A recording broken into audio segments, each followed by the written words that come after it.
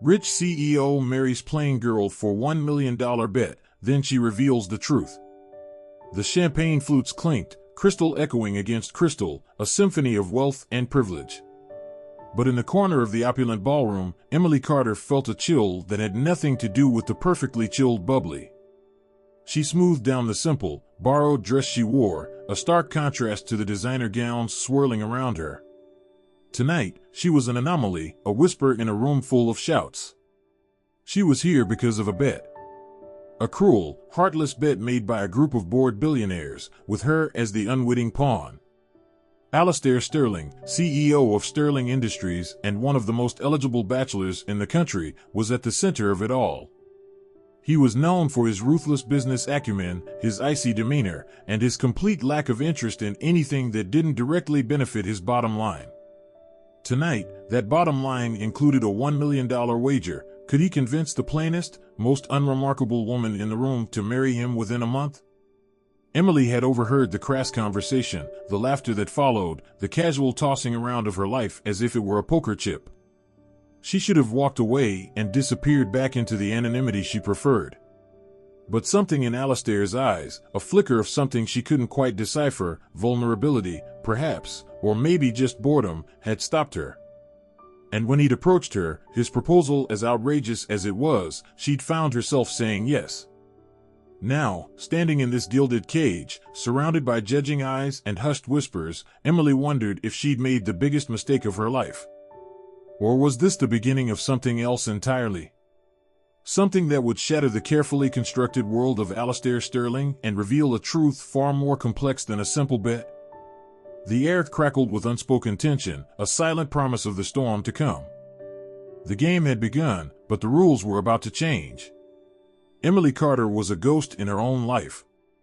At 23, she worked as a night shift cleaner at Sterling Industries, scrubbing toilets and emptying trash cans while the city's elite plotted their next million-dollar deals above her. She was invisible, a shadow flitting through the corridors, unnoticed and unappreciated. Her days were spent caring for her ailing mother, a woman whose spirit had been crushed by years of hardship and disappointment.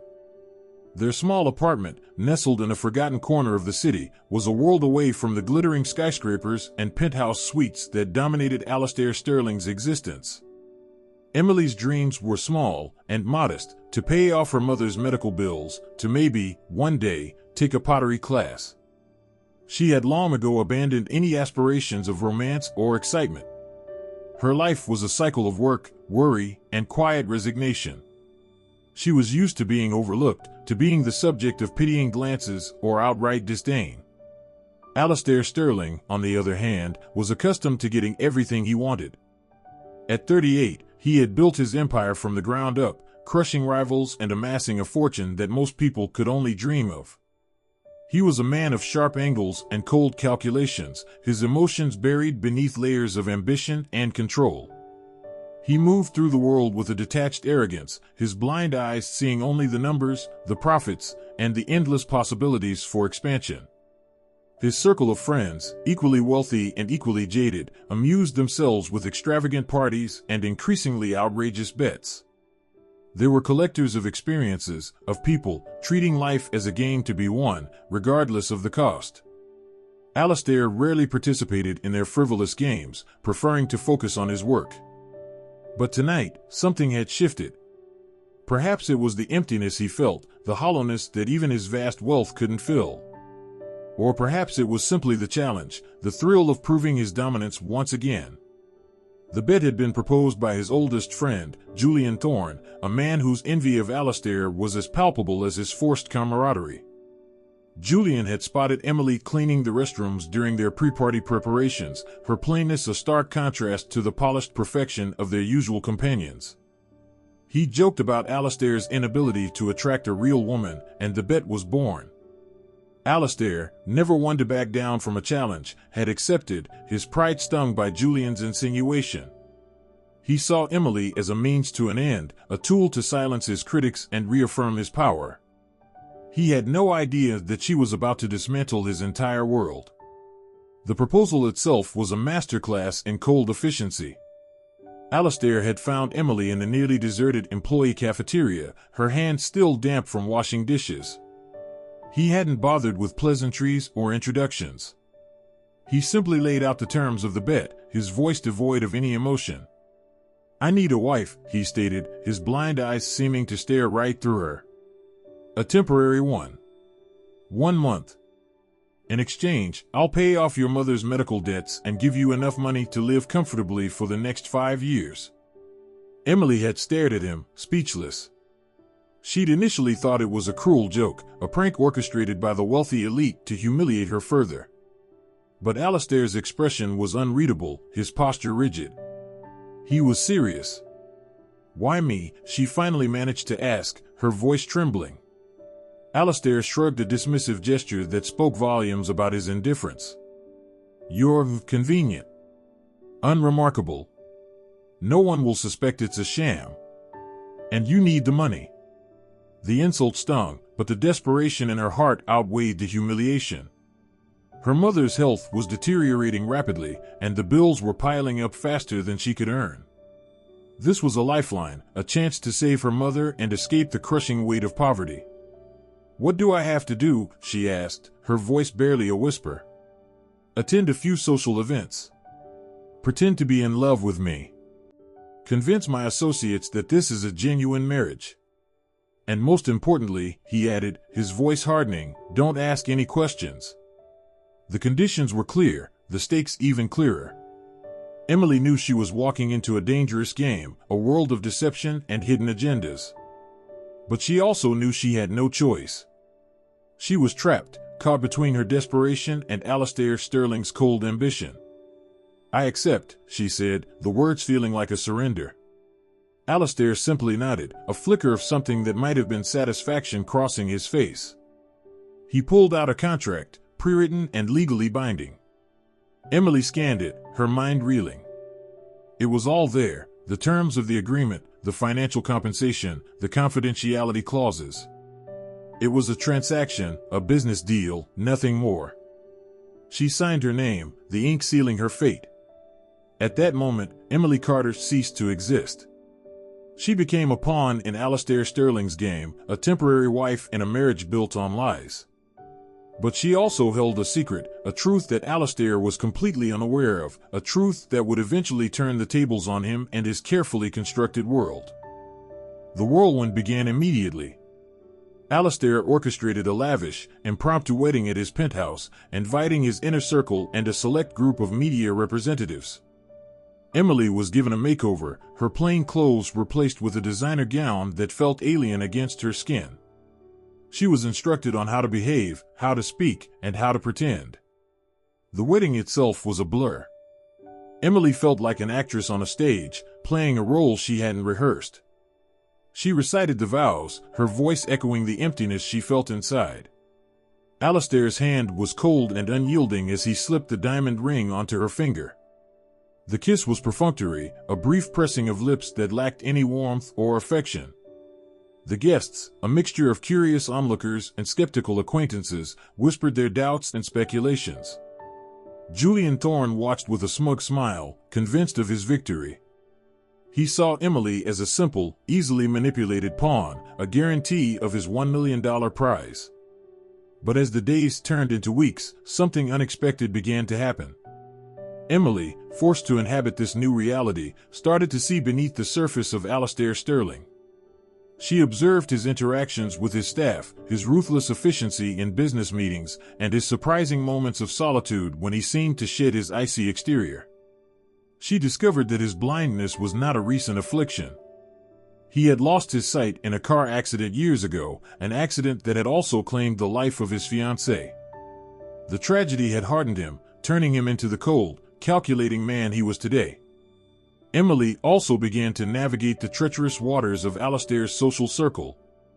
She endured the snide remarks, the condescending glances, the thinly veiled insults. But she refused to be broken. She held her head high, her quiet dignity a stark contrast to the artificiality of her surroundings. She also started to uncover inconsistencies in Alistair's story. She found old photographs hidden away in a drawer, pictures of him with a beautiful woman, their faces radiant with love. She overheard hushed conversations between Alistair and his lawyer, discussions about a trust fund, a hidden inheritance, a secret that seemed to be deeply connected to his past. One evening, while Alistair was away on a business trip, Emily decided to investigate further. She accessed his private files, using the cleaning staff password she still remembered. She discovered a series of documents related to a company called Carter Innovations, a company that had been mysteriously bankrupted years ago, its assets absorbed by Sterling Industries. The name struck a chord. Carter Innovations. It was her father's company, the company he had poured his heart and soul into, the company that had been stolen from him, leaving his family destitute. A wave of nausea washed over Emily. The truth, a truth far more shocking than she could have imagined, began to dawn on her. Alistair Sterling, the man she had married for a bet, was the man responsible for her family's ruin. The marriage, it was all a carefully orchestrated plan, a calculated move to silence her, to prevent her from ever discovering the truth.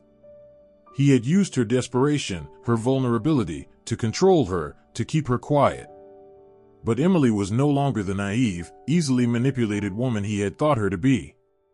She had been playing a role, yes, but she had also been learning, observing, and gathering information. She was ready to confront him, to expose his lies, to reclaim her family's legacy. The game had changed, and Alistair Sterling was about to lose everything. The plain girl was not so plain, after all, and the truth was about to be revealed. The confrontation took place in Alistair's opulent office, the very place where Emily had once cleaned his floors. She stood before him, no longer the timid cleaner, but a woman fueled by righteous anger and a burning desire for justice. "I know the truth, Alistair," she said, her voice steady and unwavering. "I know about Carter Innovations. I know about my father. I know about everything." Alistair's face remained impassive, his blind eyes seemingly fixed on a point beyond her. "I don't know what you're talking about," he said, his voice cold and dismissive. Emily placed a stack of documents on his desk, the evidence she had gathered. "These are the files from your computer. They prove everything. You stole my father's company, you ruined his life, and then you married me to keep me quiet." Alistair finally reacted, a flicker of surprise crossing his face. He hadn't anticipated her resourcefulness, her intelligence. He had underestimated her, and now he was paying the price. "It was a business deal," he said, trying to maintain his composure. "Your father was weak, incompetent. He would have lost the company anyway." "He was a brilliant inventor," Emily retorted, her voice trembling with emotion. "He trusted you. He considered you a friend. And you betrayed him." Alistair stood up, his tall frame towering over her. "You have no proof," he said, his voice laced with a hint of desperation. "Those files are circumstantial. No one will believe you." "They'll believe me," Emily said, her eyes locking with his. "Because I have something you don't have, Alistair. I have the truth. And I dare to speak it." She pulled out a small, antique music box, the only memento she had left of her father. "This was his," she said, her voice softening. "He made it for my mother. It plays their song." She opened the box, and a delicate melody filled the room. Alistair's face paled. He recognized the tune. It was the same song that had played at his engagement party, years ago, the song he had shared with his fiancée. How did you get that?" he stammered, his voice barely a whisper. Emily smiled, a sad, knowing smile. "My father made 2 of these music boxes," she said. "One for my mother, and one for his business partner's daughter. Your fiancée, Alistair. She was my sister. The sister I never knew, taken by the very accident that blinded you. That made you hate my family." The revelation hung in the air, heavy and suffocating.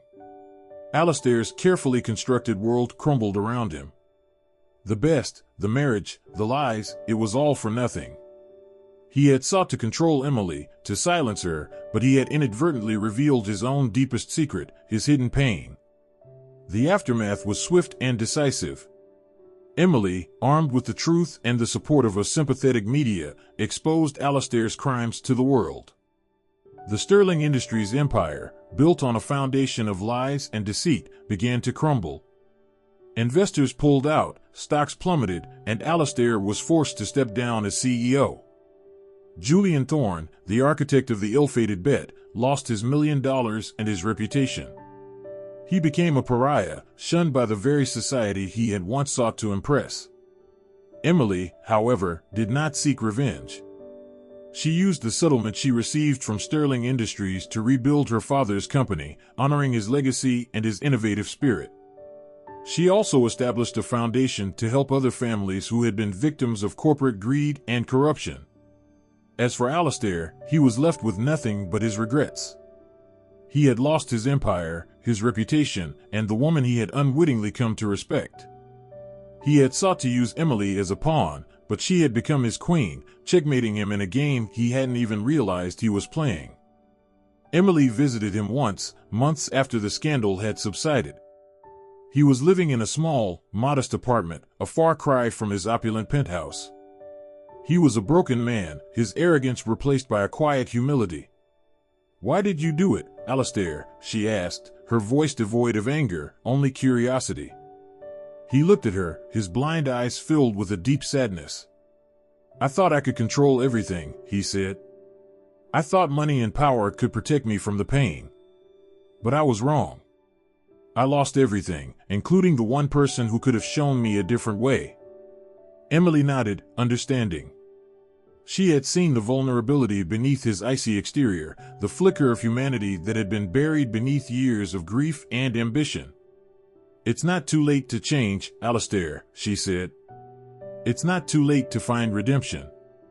She left him then, leaving him to contemplate his future, to rebuild his life on a foundation of honesty and compassion. The bet had been a cruel game, a test of wills, and a revelation of secrets. But it had also been a catalyst for change, a turning point in the lives of two people who had been brought together by circumstance and separated by lies. Emily walked away, her head held high, her heart filled with a quiet sense of peace. She had faced the storm and emerged stronger, wiser, and more determined than ever to live a life of purpose and integrity. The plain girl had revealed her truth, and in doing so, she had changed the world, one step at a time. The truth was out, and it was more powerful than any bet, any lie, any amount of money. It was the truth that set her free.